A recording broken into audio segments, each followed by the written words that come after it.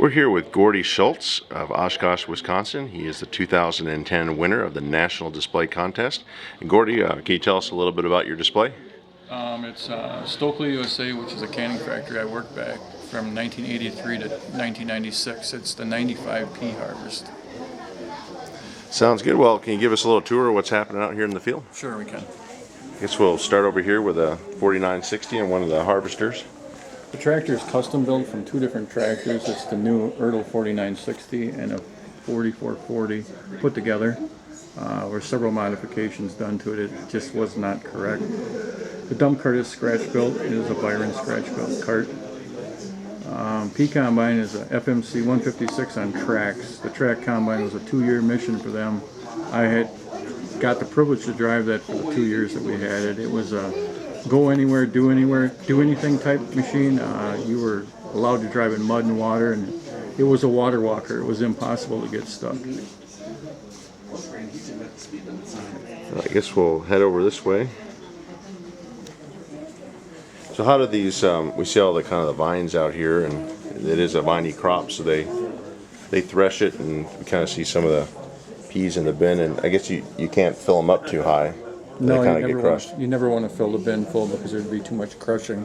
When they dumped in a truck, you never wanted to go over 30 inches because you never knew the distance they would have to go, and the bottom 3 inches or so would be all mush by the time they got to the factory.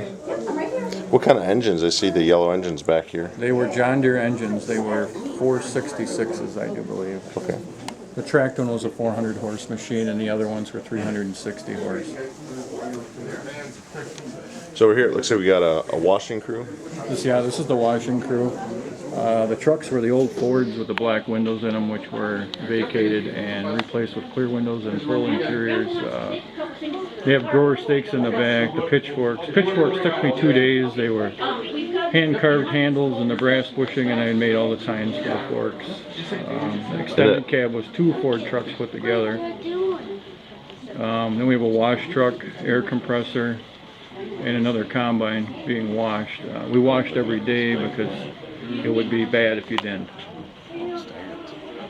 Kind of get slimy out there, and yeah, slimy and dirty. It'd start to smell after a while. Underneath the axles, it would get pretty nasty on the second day if you didn't wash. They were, they're a wet, slimy product.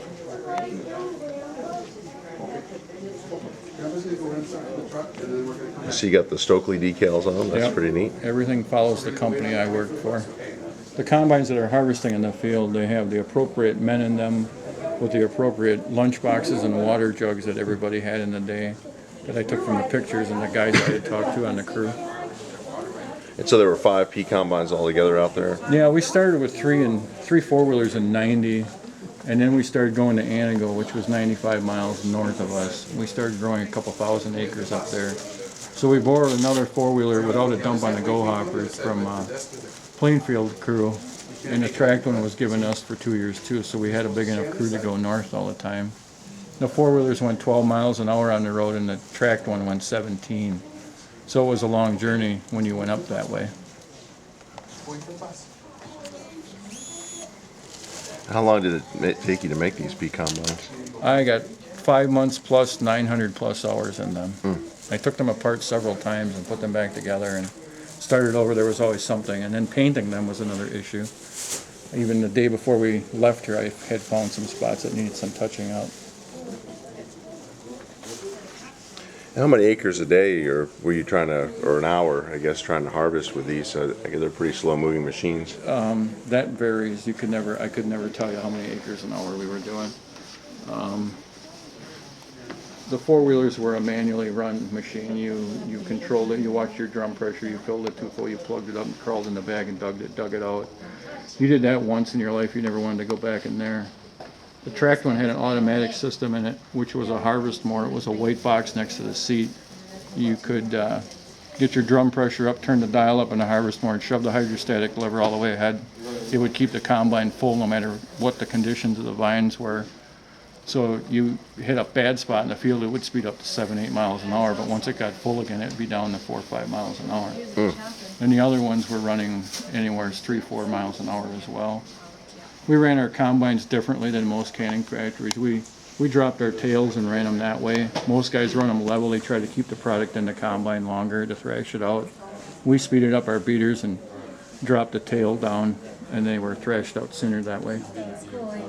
And over here, it looks like we got a repair crew, maybe, or Yep, this is a mechanic's truck with a shop trailer, and they are working on a combine. we can see it's got a saw in there and ladder. Oil tanks, there's extra aprons in there, brushes for the top of the combine as well.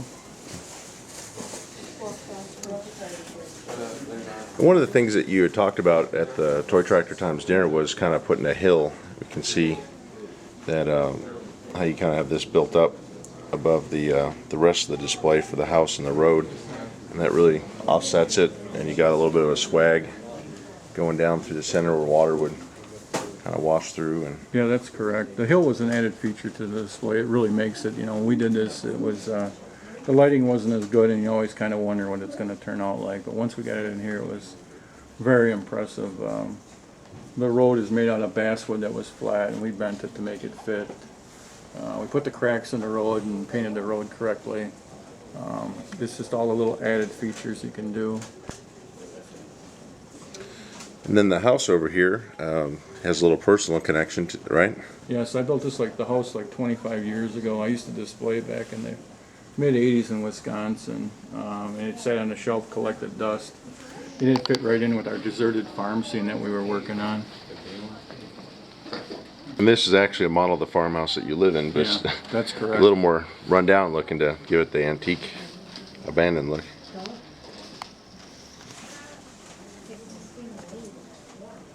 How long did it take you to put all this grass? And we can see you got a stump for a tree that was cut down back here. And Putting the grass up took 3 days. Probably, I would say probably about 8-9 hours probably, and a couple of us worked on that. It was a learning process. The grass started out straight, and as I learned a little more about it, I learned how to make it poofier looking, make it look like it's wind blowing, I guess you could say. Your attention please, the Beckman Music Parents Association is serving food in the Commons area. On the menu is barbecue pork sandwiches, turkey and dressing sandwiches, hot dogs, and ham sandwiches. They also have nachos and nacho supreme. There's ice cream available, a variety of chips, and fruit. Drinks are coffee, bottled water, lemonade, and Coke products. Thank you for supporting the Beckman Music Parents. well, we know we're well fed here at the National yeah. Toy Show. Can't But go hungry. so now we see some big Steigers here. We got a Panther 4 and a Line 1000 from Rovin Farms, which a lot of people follow on Toy Talk. Why is all the tillage equipment here? They are waiting to get into the pea field after it's harvested to go out and disc, and then they'll be plowing after the disking is done. What most people don't know, if they've ever been around pea vines, they stink after a couple days out there. They're very nasty. People like to, if it's an early season, they want to get them worked under as soon as possible so they can put second crop beans in. And those are green beans, which Green will also beans, be yep. canned in September and October. Yep.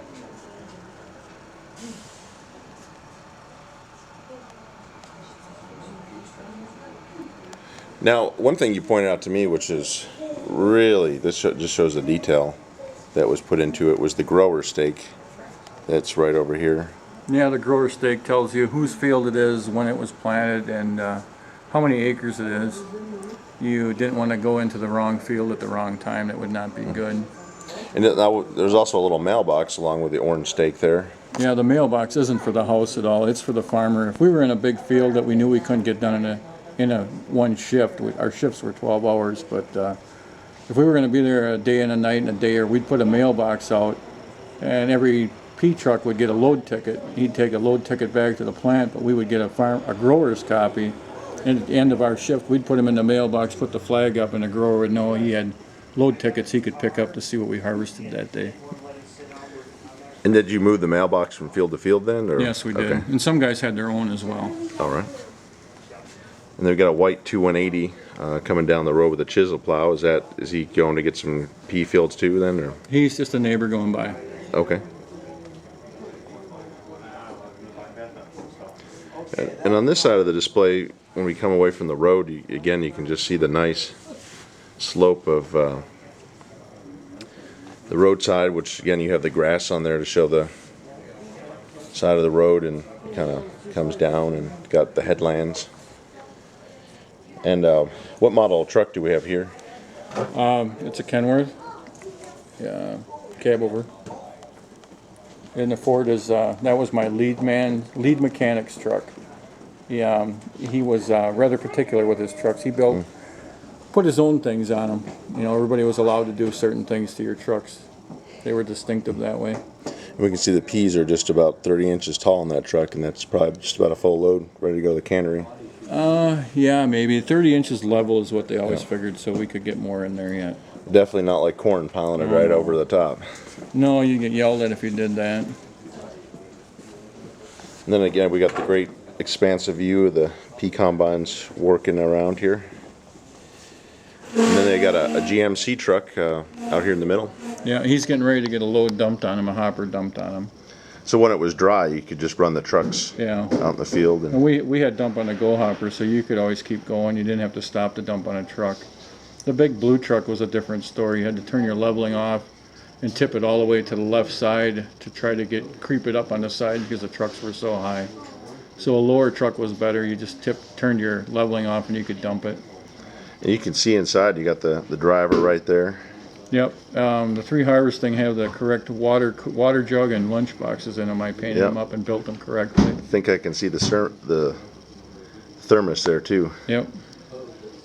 And maybe we can come over and look a little bit at this combine. And so on the 156, how did the threshing go? I guess we'll come around to the front. We've got like a stripper header that kind of pulls everything in. Yeah, there's like a little door in the front you can raise and lower. When you're harvesting, you like to have it so it kicks a pod out every now and then in the front.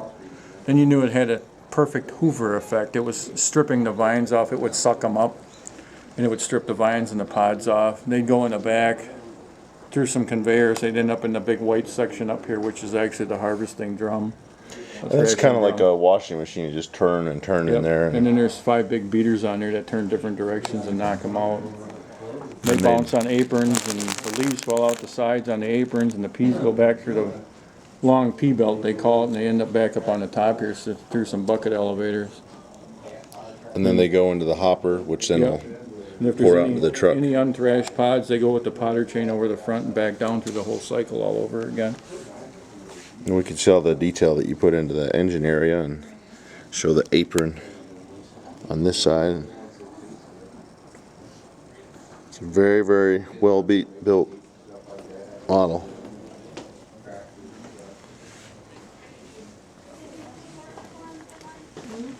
So is there anything else you can tell us about the display?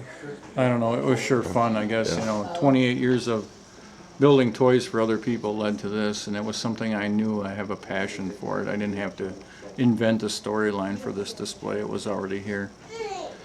Well, it sure is a wonderful work of craftsmanship, and we all appreciate you bringing it out here to the National, Gordy. Thank you.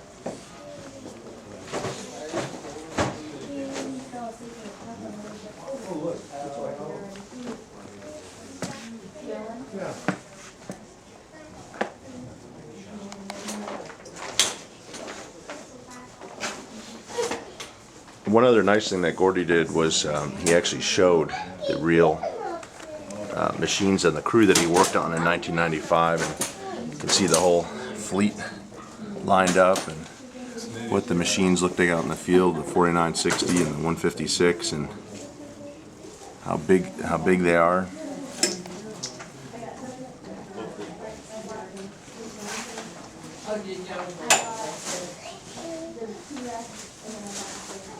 Here's how they unloaded. And of course, the creme de la creme out there was the machine on tracks, which Gordy actually drove for the Stokely crew, and you can see the vines.